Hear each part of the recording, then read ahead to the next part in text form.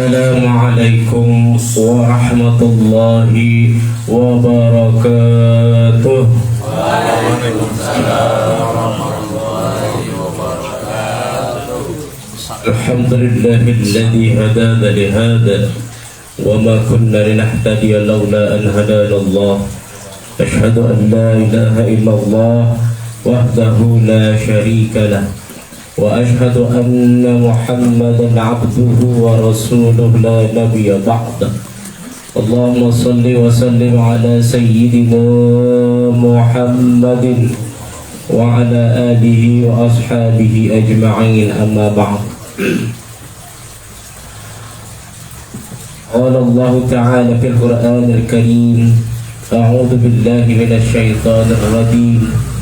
Qalu subhanaka la ilma lana illa ma 'allamtana innaka antal alimul hakim. Shadaqallahul azim.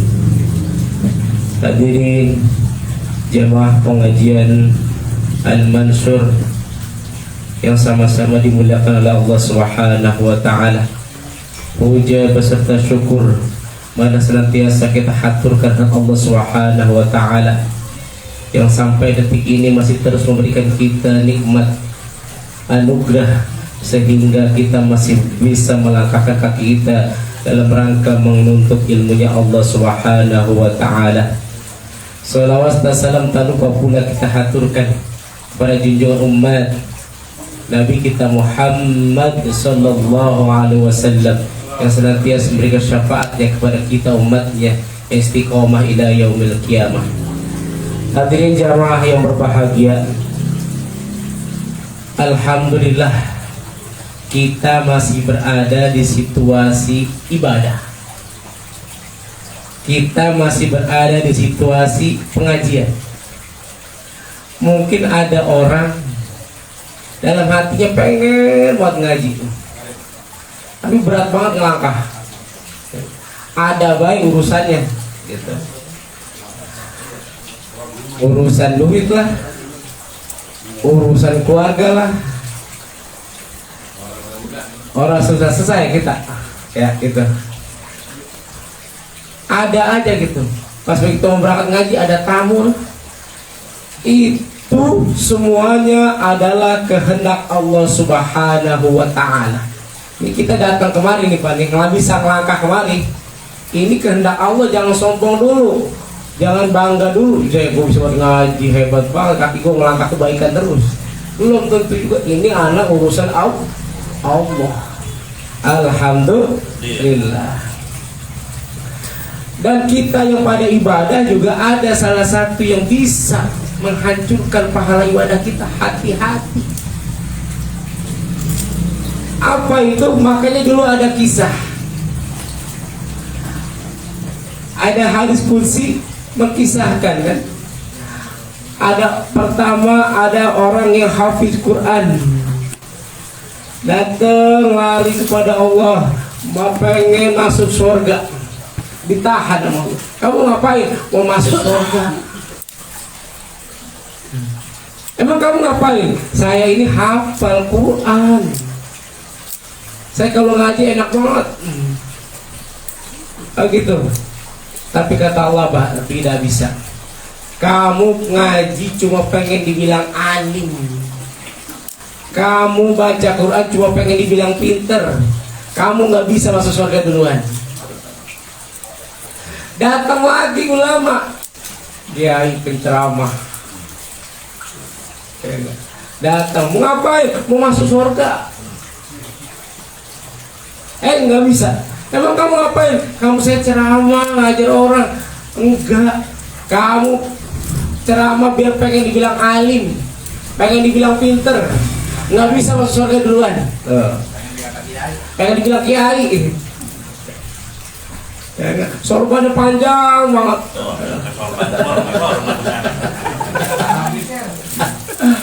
Ya enggak. Tuh, biar pengen dihormatin. Nah, kamu belum bisa. Hati-hati. Kita pikir kita udah hebat banget nih mau masuk surga. Tapi masih ada ya hal-hal yang bisa mencegah kita, menghalangi kita masuk ke dalam surganya Allah. Makanya saya sekarang kita niatin, kita ikhlasin dalam ibadah kepada Allah.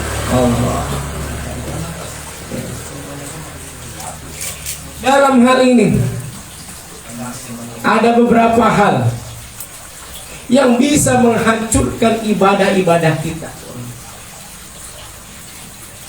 Ibadah sekecil apapun, kalau kita lakukan terus-menerus dan ikhlas karena Allah, bisa jadi itu mengantarkan kita masuk ke dalam surga. Ibadah segede apapun, kita beli cakep banget nih. Haji bolak-balik, haji kan mahal kan? Haji bolak-balik, umrah tiap tahun dia pergi, tiap bulan dia pergi. Ya enggak, sedekah gak nanggung-nanggung. Itu belum tentu juga bisa masukin kita ke dalam surga. Kenapa? Yang bisa masukin kita dalam surga adalah karena rahmat Allah, kasih sayang Allah. Makanya hati-hati beribadah kita. Makanya kan cara orang beribadah macam-macam. Ada yang ibadahnya seperti pedagang, ada yang ibadahnya seperti budak, ada yang ibadahnya seperti robot, ada juga orang ibadahnya seperti seorang yang arif bijaksana. Ada 4 golongan ulama mencatat. Yang pertama ibadahnya kayak pedagang. Tahu pedagang? Pedagang tuh kalau dia berdagang, dia harus tahu berapa keuntungan yang dia dapat, berapa modalnya yang dia keluarin, berapa keuntungan yang didapat. Siapa yang berdagang sini? Abang Yasin. Itu kagak mungkin dia belinya sejual-jualnya, kagak mungkin. Dia harus dia beli dibayar berapa, dijual di sini berapa. Nah, orang yang ibadahnya seperti pedagang begitu tuh. Gua kalau sholat dapat apa ya? Ini gua kalau puasa lapar banget dapat apa ya? Kalau gua bayar zakat gede begini dapat apa ya? Ini gua ngaji mulu dapat apa ya? Ibadahnya kayak pedagang. Orang ibadah kebetulan gitu ngitung-ngitung terus. Mungkin kalau nggak dijajin adanya surga, ini Al-Quran dari bilangin ada surga nih, ada pahala. Mungkin dia nggak sholat kali. Iya nggak? Gua sholat, wai kagak dapat apa-apa, percuma gua sholat. Gitu. Ya, gua ngapain haji mahal-mahal? Gitu tuh. Kalau kagak ada pahalanya, kagak ada balasannya. Akhirnya orang yang begini ibadahnya ngitungin berapa untung yang didapetin.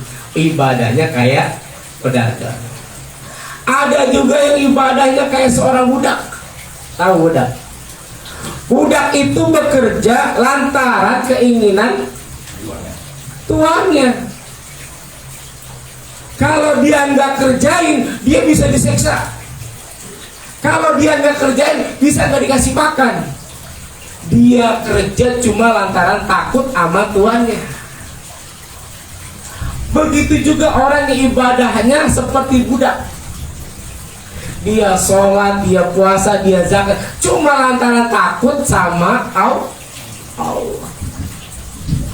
Kalau dia nggak sholat, kalau dia nggak zakat, kalau dia nggak ibadah-ibadah yang lainnya, dia takut dimasukin ke neraka, takut diseksa. Kalau dia nggak sholat, takut ada siksa kubur. Ya Allah, kalau kagak sholat ditanya sama malaikat, ya nggak bisa jawab tuh.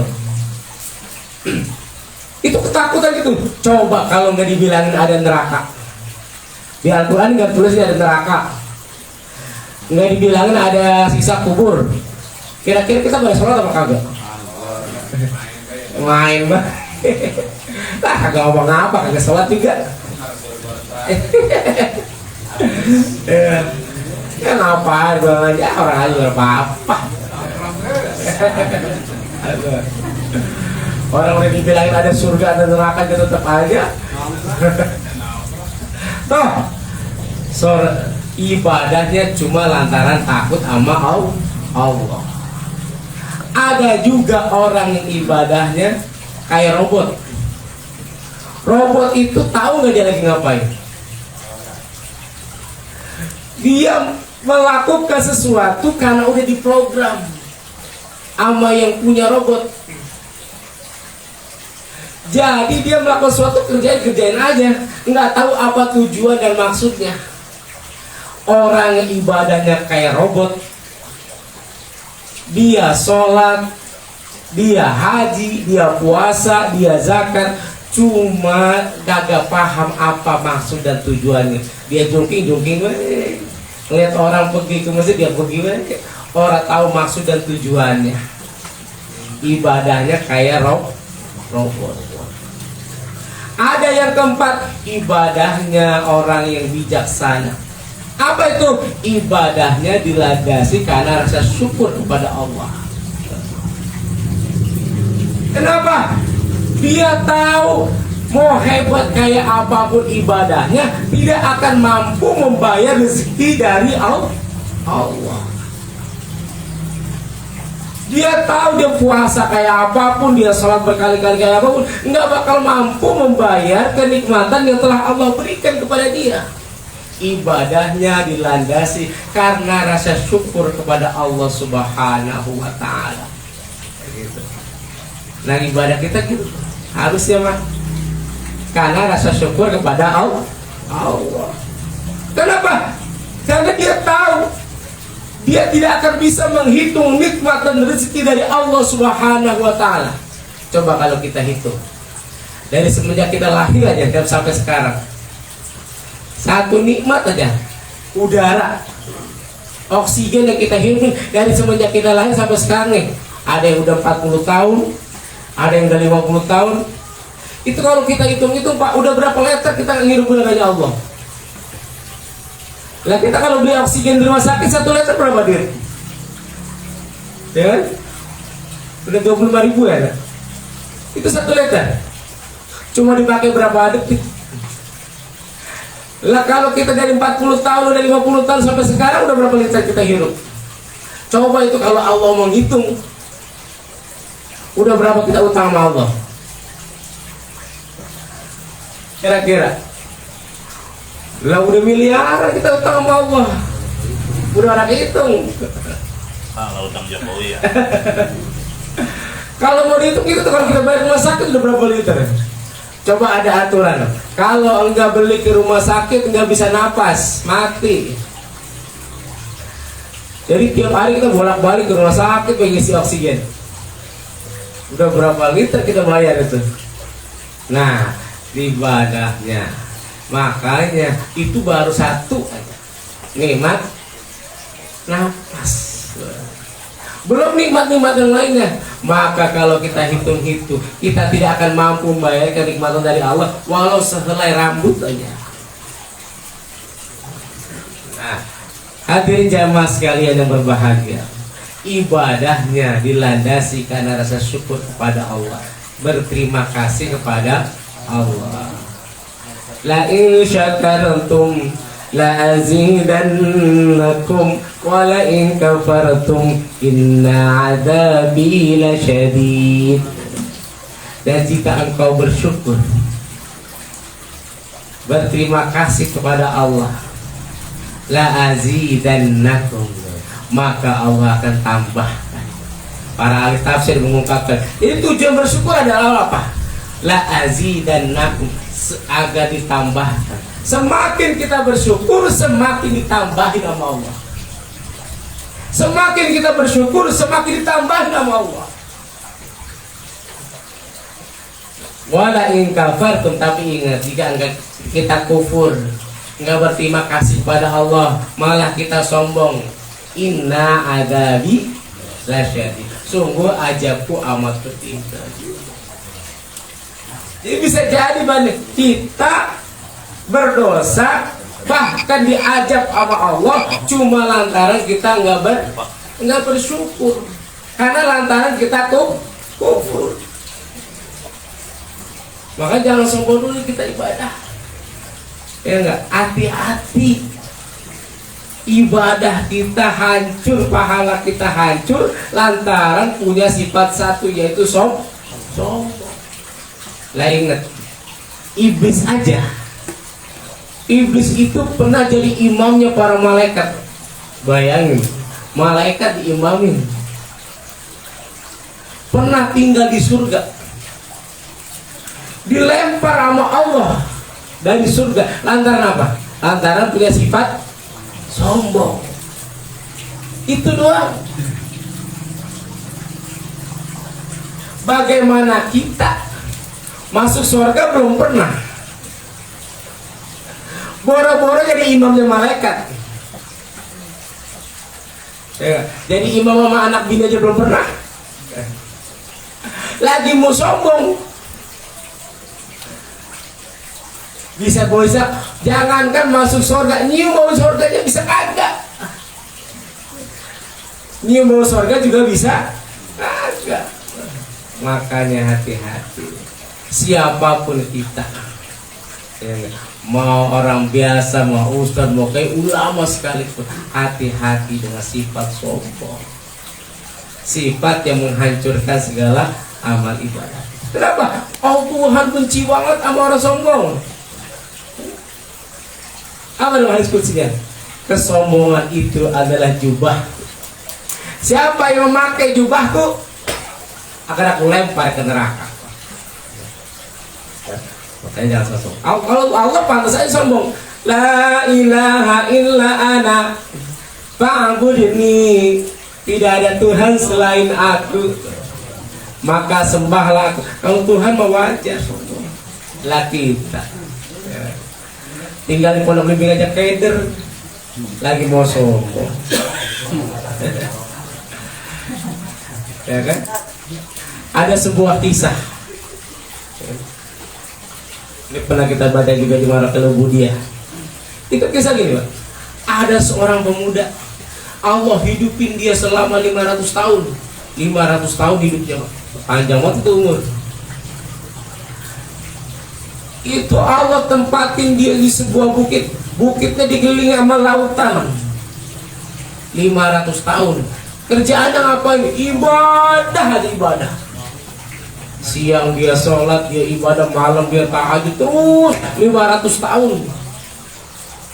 Itu luar biasa. Ada yang ibadahnya kayak gitu, nggak pernah maksiat, 500 tahun ibadah, dia ibadah, siang malam ibadah. Itu luar biasa.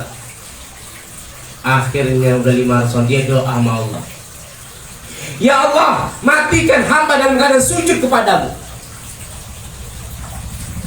dan bangkitkan hamba masih dalam keadaan sujud kepadamu. Luar biasa banget itu. Minta dimatiin dalam keadaan sujud. Ada yang mau doa begitu di sini? Mau? Coba sujud di sebar-bar yuk. Masa nggak mati apa? Ya kan? Sekian banyak orang masa ada satu dua, masa ada nggak ada apa? Lagi sujud dimatiin, dibangkitin masih dalam keadaan sujud. Akhirnya Allah bilang begini, masukkan orang ini nih, pemuda ini ke dalam surga dengan rahmatku dan dengan hidayahku. Sang pemuda tadi nambahin dengan ibadahku yang selama 500 tahun. Wah, dia merasa bangga. Akhirnya Allah keluarin lagi. Udah deket pintu surga, dikeluarin lagi, jauhin lagi, dipanggil lagi. Wahai pemuda, sekarang kita hitung ibadahmu yang selama 500 tahun dengan rezeki yang telah aku berikan selama 500 tahun. Kalau ibadahmu lebih berat daripada rezekiku, maka engkau boleh masuk surga. Tapi kalau rezekiku lebih berat daripada ibadahmu, maka engkau harus masuk neraka. Dihitung, ditimbang sama para malaikat. Ternyata lebih berat rezeki dari Allah daripada ibadahnya yang selama 500 tahun. Akhirnya malaikat Allah perintahkan masukin dia ke dalam neraka. Lah udah mau masuk surga jadi masuk neraka, ini gimana urusannya? Akhirnya ini orang bocah nangis. Ya Allah, masukin hamba ke surgamu ya Allah, dengan kasih sayangmu ya Allah, dengan rahmatmu ya Allah. Akhirnya Allah panggil lagi, wahai pemuda, coba kau ingat, siapakah yang telah menghidupkan engkau selama 500 tahun? Engkau ya Allah. Wahai pemuda, siapakah yang telah memberikan engkau makan? Setiap hari engkau makan buah itu, padahal yang namanya buah harusnya berbuah 1 tahun 1 kali. Engkau ya Allah. Pemuda, siapakah yang telah memberikan engkau air minum yang bisa engkau minum setiap hari dan engkau berwudu setiap hari, padahal itu di tengah-tengah lautan yang asin? Engkau ya Allah. Wahai pemuda, siapakah yang telah mematikan engkau dalam keadaan sujud dan membangkitkan engkau dalam keadaan sujud? Engkau ya Allah. Lalu kenapa kau masih bangga dan sombong dengan ibadahmu yang selama 500 tahun itu? Pemuda tadi diam aja, dia nangis terus, udah bayangin, ya nggak jadi masuk surga, malah masuk neraka ini. Lantaran sombong. Akhirnya Allah dengan rahmatnya dan kasih sayangnya, wahai para malaikat, sudah aku gariskan pemuda ini masuk ke dalam surga tuh. Masuk ke dalam surga tuh, begitu ibadah tuh gitu. Jadi kita ini masuk surga bukan lantaran pahala ibadah kita yang banyak, lantaran karena kasih sayang Allah, karena rahmat Allah. Kita sedang berusaha mengharapkan ridhonya Allah. Kalau Allah udah ridho, apa aja dikasih. Nah, itu yang paling penting. Nah, makanya yang paling penting dalam suatu ibadah adalah istiqomah. Waqudullaha tsummastaqimu. Beribadahlah kamu walaupun dan beristiqomahlah. Walaupun ngaji kita cuma ikro, ngaji kita cuma alif-alifan, tapi kalau kita istiqomah, kita nggak tahu Pak, jangan-jangan ini yang menyebabkan kita masuk surga. Gara-gara kita ngaji susah banget nih, ya kan? Ternyata pahalanya dihitung 2, ya enggak? Gara-gara kita ngaji diulang lagi, padahal itu ternyata Allah lagi ngasih pahala kita, diulang di situ juga. Endra banget itu. Ternyata Allah lagi ngasih pahala kita di sini, Pak. Iya enggak? Lu sedekah ya mah gak bisa, boro-boro buat sedekah makanya dia susah. Jangan begitu kan deh. Iya enggak? Ada urusannya. Udah lu mah ibadahnya ngaji ikro terus. Tahu? Siapa tahu emang caranya Allah lagi masukin kita ke surga dan dari kita baca dari kita belajar baca Al-Qur'an. Hati-hati, ini jangan diremehin. Sebaik-baik kamu. Ya kan? Hati-hati tuh. Ibadah yang kita anggap remeh, siapa tahu malah itu yang kita masukin surga. Dan belum tentu juga ibadah yang kita anggap gede banget nih. Kita tahajud nih, tiap malam kata tahajud kan cakep banget tuh. Habis tahajud, dia posting lagi foto di atas sejadah. Indahnya sholat di malam hari. Diposting di Facebook, di WA segala macam. Orang pada ngeliat, wah Ustaz luar biasa. Di pasar dipercaya, ya Allah Ustaz, udah kemana aja tuh, hati-hati. Ada yang habis sedekah, alhamdulillah rezeki yang kau telah berikan, dipasang status, alhamdulillah rezeki yang telah kau berikan, akhirnya aku bisa sumbangkan di masjid. Ya Allah, padahal mas sekali-sekalinya ya. Ada orang ngaji ibadah apapun baru sekali 2 kali berhenti.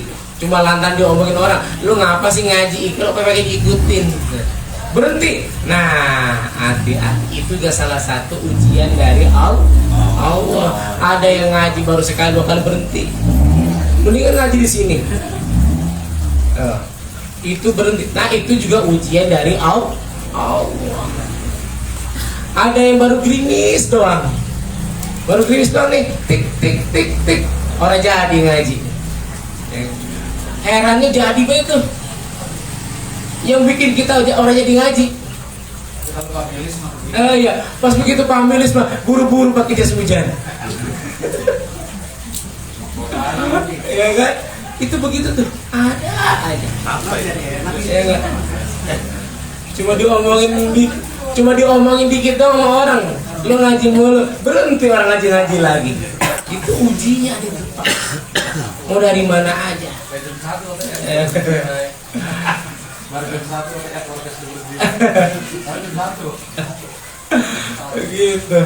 Begitu mendusin 1:30. Orkes masih bunyi nih. Pakai keluar lagi.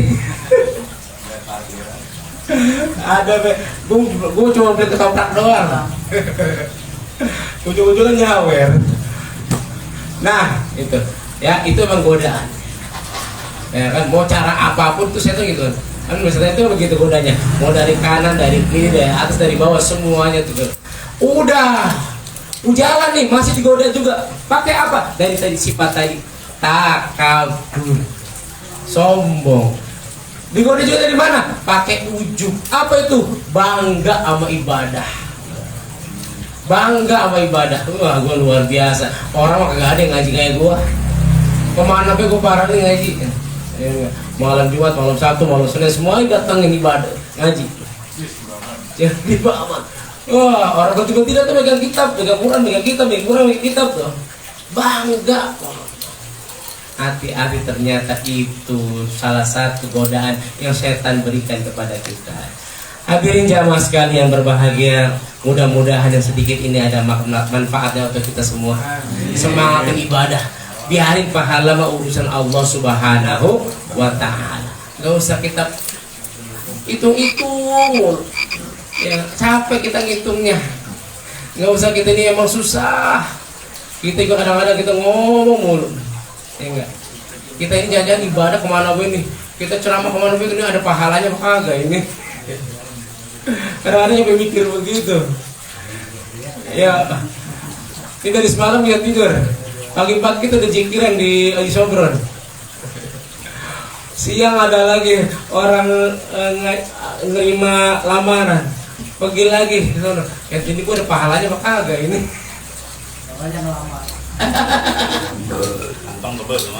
Iya. Ya Allah, ini jangan sampai kita ibadah capek banget, kita pikir udah pahalanya cakep banget, padahal mah di hadapan Allah ya Allah kosong. Makanya ada hadis kan, ma'al muflis. Tahu gak kamu apakah orang yang bangkrut itu? Ya kan gitu kan. Orang yang bangkrut macam-macam kan. Sahabat jawab, orang yang bangkrut itu orang yang dagangnya habis, modal habis, untung kagak ada. Cakep banget. Itu bangkrut tuh. Ada lagi bangkrut itu apa sih? Bangkrut itu orang yang udah putus asa banget, bangkrut. Apa kata Nabi? Bukan, bangkrut itu engkau bangga, merasa bangga, udah siap banget nih ngadep kepada Allah, berpahala, padahal di hadapan Allah habis pahala kita. Ada orang sakit hati datang kepada Allah, ya Allah saya pernah disakitin sama dia nih, saya nggak terima, waktu di dunia saya nggak bisa balas. Ya udah sekarang ngomong apa? Saya mohon keadilan. Pahala dia diambil, dikasih orang itu, kurang tuh pahala. Masih ada lagi yang datang, ya Allah saya nggak terima, saya mohon keadilan. Dulu dia minjem duit sama saya, pura-pura lupa, ditagih susah, saya mohon keadilan. Ya udah kalau gitu, keadilannya gimana? Udah pahala dia nih ambil buat dia. Masih ada orang datang lagi, mohon keadilan. Iya, nyampe habis itu pahalanya. Masih datang lagi orang, ya Allah saya mohon keadilan. Gimana nih, pahala udah habis, modal udah habis ini. Ya udah kalau gitu gini aja, dosa kamu nih kasih buat dia. Gimana pahala habis dosa malah dikasih, itu masih datang lagi. Nah itu akhirnya itu makanya kita bangkrut. Jangan sampai kita seperti itu. Hati-hati kita ibadah mulut kita hati-hati, nyakitin orang, gibah orang berhenti gitu ya kan. Ngaji rajin banget, mulut nggak berhenti nyakitin orang macam-macam ya enggak. Ini kita ngaji nih, di sana gurunya Harun, buset, ya ngaji sama dia. Gua sama gua ini nih, muallim ini nih. Gua mah kalau bukan muallim orang bakal gua dengerin. Gua nyuruh begitu. Tapi kita tanya nih, lu ngaji sama muallim berapa kali seminggu? Nah itu tuh gua belum sempet tuh. Lah, banding-bandingin dong air ngaji maka ada yang begitu tuh. Ya enggak? Kesono kagak ngaji, akhirnya kesono kagak ngaji juga. Nah, mudah-mudahan kita semua dilindungi oleh Allah Subhanahu wa taala dari sifat-sifat yang menghancurkan pahala ibadah kita di hadapan Allah Subhanahu wa taala. Wal afu minkum, mohon maaf segala kurangan. Wassalamualaikum warahmatullahi wabarakatuh.